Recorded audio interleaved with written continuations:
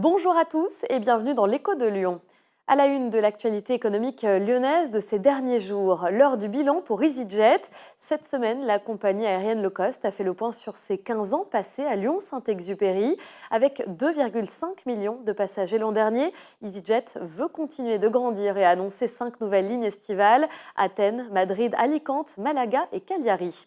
Tony Parker a besoin de vous pour investir. Via la plateforme Brix, le philanthrope président de l'Asvel lance un appel pour relancer le haras du domaine de Quétiéville dans le Calvados. L'investissement minimal est de 10 €. Tony Parker promet à tous ceux qui le suivront un retour sur investissement mensuel. Et puis c'est une date cochée dans le calendrier des entreprises qui lorgnent sur le réseau de transport en commun lyonnais. Le 28 mars, on connaîtra les noms de ceux qui remportent les DSP dans le cadre de l'allotissement des TCL. Keolis et la RATP candidatent pour le lot 1, métro-tramway, mais aussi le lot 2 des bus avec Transdev. Le troisième lot qui concerne les futures navettes fluviales est convoité par la RATP et Transdev. Place désormais à l'entretien de l'invité de Damien Gouy-Perret. Je vous souhaite une excellente journée.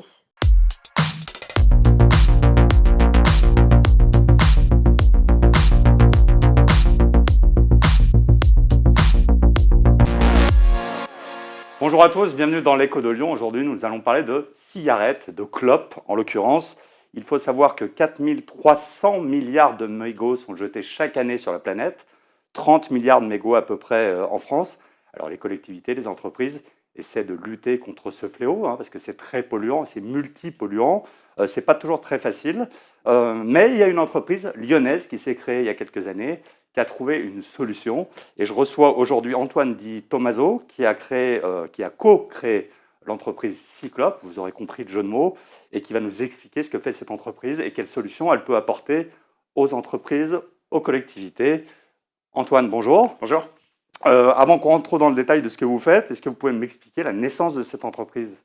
Oui, alors tout a commencé quand on était étudiant à Lyon avec Thibault Legrand, mon meilleur ami de promotion. C'était un grand projet étudiant autour de la création d'entreprise, autour de la thématique mieux vivre en ville. Très rapidement, on s'est intéressé à la problématique des déchets sauvages. Et en fait, même si on n'est pas fumeur, c'est assez simple de se rendre compte que le déchet le plus jeté au monde par terre, c'est le mégot de cigarette. Et c'est de là qu'a commencé la naissance d'une problématique. Comment faire en sorte pour que le fumeur, l'utilisateur, soit sensibilisé à ne plus jeter au sol, mais dans un contenant approprié? Si oui, quel contenant et pour en faire quoi derrière? Alors, vous êtes passé d'un statut de projet étudiant à un statut d'entreprise. Quand vous lancez votre entreprise, c'est 2015-2016, Oui, ça. exactement. J'imagine que ça n'a pas été facile. Quel a été votre parcours? Il a été semé d'embûches? Oui, alors ce qu'il faut savoir, c'est que dans un premier temps, entre fin 2014, donc la fin de notre diplôme, et l'année 2015, on s'est fait accompagner à l'incubateur de l'EM Lyon, qui nous a permis, je dirais, de nous structurer. En avril 2015, on a créé la société avec notre tout premier client. Et surtout, le nerf de la guerre, comme vous le savez, c'est les finances. Donc on a dû aller chercher une enveloppe d'environ 200 000 € pour nous aider à créer à la fois les produits, prototyper et se lancer dans notre activité entrepreneuriale. Alors, vous avez eu des oreilles attentives, vous avez vraiment ramé pour trouver cet argent? Alors, je dirais que ce n'est pas toujours évident de pouvoir trouver les fonds nécessaires, surtout quand on est jeune entrepreneur sans expérience. Mais on a en France de magnifiques mécanismes, notamment à travers le réseau Entreprendre, BPI, qui ont été pour le coup à l'écoute et qui nous ont permis en tout cas de financer une partie de l'enveloppe dont nous avions besoin. Alors, dans votre sujet d'étude, vous auriez pu aborder plein de sujets différents. Pourquoi le mégot en particulier? Alors en fait, c'est à la fois un challenge qui nous a donné envie de nous lancer dans ce grand projet, parce que le mégot de cigarette, c'est un déchet qui est comportemental. Comment faire en sorte de bouleverser les comportements des fumeurs et les inciter à ne plus jeter au sol? Donc l'innovation comportementale, c'était pour nous notre premier challenge. Alors, quel type de pollution engendre les mégots? Il y a plein de pollutions différentes. Oui, alors la première, elle est en lien avec bien évidemment l'eau. Il faut savoir qu'un mégot de cigarette, c'est chargé, le filtre est chargé jusqu'à 2500 composants chimiques qui sont aussi toxiques. C'est considéré comme un déchet dangereux, le mégot de cigarette. Donc lorsque vous le jetez par terre dans son parcours de vie, il va polluer à lui seul jusqu'à 500 litres d'eau. Il va mettre jusqu'à 12 ans à disparaître et c'est le déchet le plus jeté au monde par terre. Ce qui fait que c'est une vraie catastrophe environnementale. Il faut absolument faire en sorte qu'il ne finisse plus sa vie par terre. Alors, votre solution, c'est quoi, Cyclope? Qu'est-ce que c'est concrètement? Alors la priorité de Cyclope, c'est déjà de sensibiliser le fumeur pour qu'il ne jette plus au sol. de l'interpeller avec un collecteur de mégots innovant qui s'appelle, on a créé une gamme de mobilier qui s'appelle les cyclopeurs. Les cyclopeurs sont fabriqués à Fruges dans le Pas-de-Calais, c'est des mobiliers made in France. Ils sont beaux, ils interpellent, ils sont design, ils sont élégants, ils sont personnalisables, ce sont les couleurs que l'on veut pour son entreprise ou sa collectivité. Et une fois que le fumeur va jeter son mégot à l'intérieur du cyclopeur, on s'occupe d'un service clé en main et sur mesure. Une fois qu'on a mis le collecteur, on va collecter les mégots selon les périodicités de collecte appropriées. On va tout récupérer. Il va y avoir un stockage en local et ensuite une transformation, valorisation énergétique au plus proche de là où nous avons collecté les mégots de cigarettes. Donc ça veut dire que avant d'installer un cyclopeur, vous faites une étude pour voir s'il y a beaucoup de fumeurs, pas beaucoup de fumeurs, pour étudier le nombre de passages que vous allez faire à l'année. Exactement. Alors aujourd'hui, dans l'expertise de Cyclope, la première étape, c'est la phase diagnostic, audit du site en question. Nous, aujourd'hui, chez Cyclope, on accompagne un peu plus de 3000 sites en France et au Benelux, que ce soit des cafés, hôtels, restaurants, des ministères, des gares SNCF, plus de 300 gares SNCF à l'heure actuelle en France, ou encore des administrations publiques, collectivités ou autres. On a cette phase terrain qui nous permet d'accompagner nos clients sur le réel besoin. Identification des zones fumeurs clés, mise en place des bons produits aux bons endroits, et par rapport au flux que nous avons étudié sur site, on va définir des périodicités de collecte. Alors vous avez commencé à 2 étudiants, vous êtes combien aujourd'hui? Ça représente combien de personnes cette belle entreprise? On a commencé à 2, on est toujours à 2. La société aujourd'hui nous appartient à 100%. On a un peu plus de 45 collaborateurs au niveau national et on est sur de beaux projets, notamment sur l'année 2024 avec des recrutements importants. Alors la répartition se fait comment? Vous travaillez plutôt avec les collectivités, plutôt avec les entreprises? Quel est le pourcentage? Alors aujourd'hui, sur 100% de nos clients, on a environ 15% de collectivités avec lesquelles nous travaillons.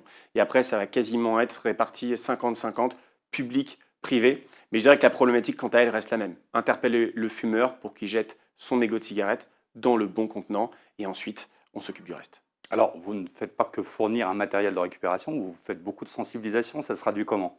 Oui, totalement. Alors, dans la promesse et l'engagement de Cyclope, on va essayer de sensibiliser en tout cas 100% des utilisateurs sur site, à la fois à travers des outils digitaux, mais également beaucoup d'événementiels que nous organisons directement sur site afin de sensibiliser les collaborateurs. Donc ça peut être comme des ateliers que nous organisons de 2 à 4-5 heures pour pouvoir discuter avec les fumeurs, leur expliquer qu'il y a un nouveau dispositif de collecte qui est mis en place et qui s'inscrit dans la démarche RSE de nos clients.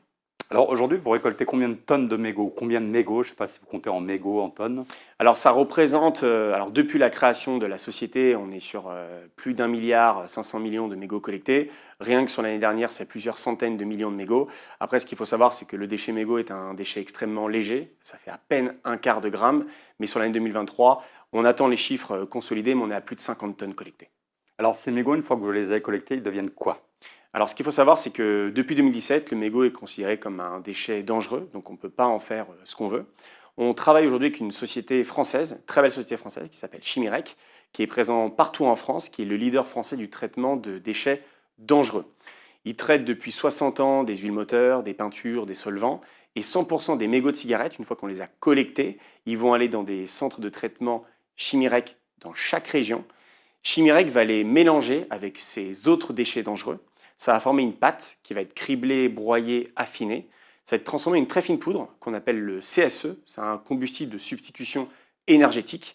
Et ce combustible va remplacer directement des matières premières et ou des énergies fossiles dans de la valorisation énergétique.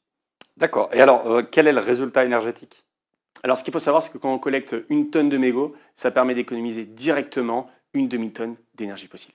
Alors, je n'ai pas compris quel est votre modèle économique. Vous facturez les gens qui prennent un cyclopeur chez eux, ou alors c'est plutôt le fait d'en créer de l'énergie qui vous rapporte de l'argent? Quel est le modèle? Alors aujourd'hui, nous, on va fournir à travers un abonnement mensuel un service clé en main et sur mesure qui va comprendre plusieurs prestations de services. C'est à la fois la livraison, l'installation, la mise en place de nos collecteurs de mégots. Donc, dans les différents pays où nous sommes présents aujourd'hui, nous avons internalisé cette partie-là.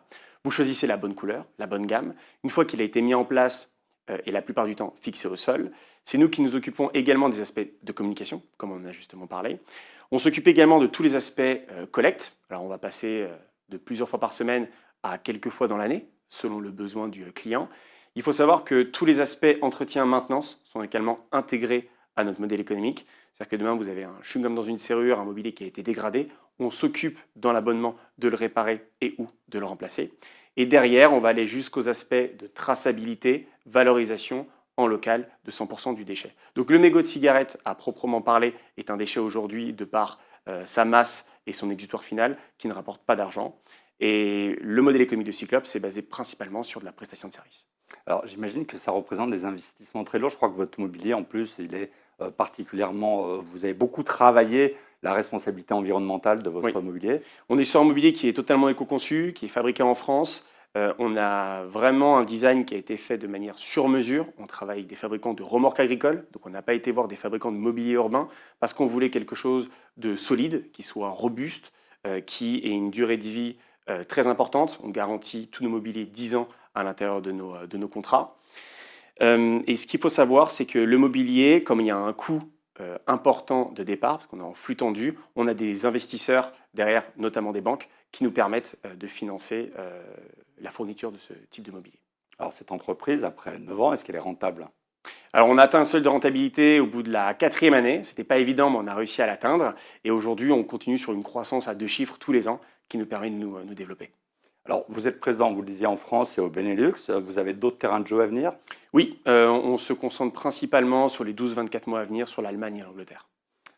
Petite question subsidiaire concernant les mégots. On pourrait les recycler et les utiliser différemment? Alors aujourd'hui, même s'il y a des expérimentations qui sont gérées au niveau national par rapport à des deuxièmes vies, ce qu'il faut savoir, c'est qu'il y a des réglementations qui sont mises en place par rapport à la collecte, au stockage et au traitement de déchets dangereux. S'il y a des innovations aujourd'hui qui sont confirmées, on proposera à nos clients différents exutoires, mais à l'heure actuelle, nous ne proposons que la solution de valorisation énergétique avec Chiméric. Alors, j'imagine qu'avec la croissance que vous avez beaucoup de projets pour les mois à venir. Vous pouvez nous en dire un petit mot? Oui, alors un des premiers challenges qu'on a sur l'année 2024, c'est une trentaine de collaborateurs à recruter, aussi bien dans les domaines de l'administration, commerciale, opérateur et sur des fonctions un peu plus de manager. On recrute un peu partout en France, donc si on a l'opportunité à travers cette interview d'avoir des candidatures, on est preneur. Alors, je crois que vous avez une agence à Vénissieux, hein, c'est ça? Oui, exactement. Vous travaillez avec des collectivités à Lyon ou autour de Lyon? Oui, on a plusieurs collectivités. On pourra en citer une qui nous a fait confiance depuis maintenant quelques temps, qui est la commune de Sainte-Foy.